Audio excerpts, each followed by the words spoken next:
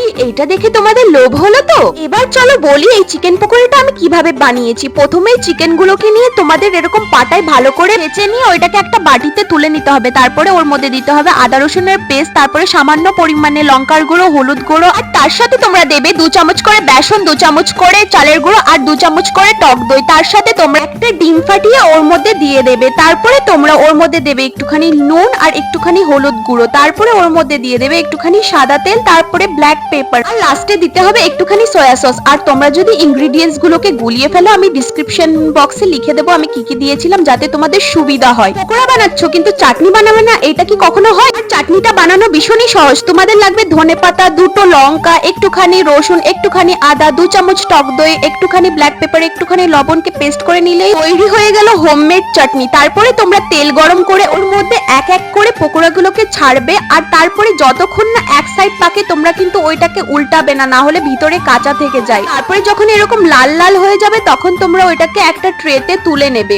ব্যাস, এইভাবেই তোমরা তৈরি করতে পারো তোমাদের বিকেলের টিফিন। আমার তো ভীষণই ভালো লেগেছে, তোমরা দেখতেই পাচ্ছ আমার রিয়াকশনটা এত সুন্দর হয়েছে। দেখো আমি জানি এটা আনহেলদি, কিন্তু তোমরা যদি বাড়িতে তৈরি করো ওইটা অনেক হেলদি বাইরের খাবারের থেকে। আর তোমরা যদি চ্যানেলে নতুন হয়ে থাকো সাবস্ক্রাইব করে দিও। টাটা। আর তোমাদের রেসিপিটা কেমন লাগলো জানাতে ভুলবে না।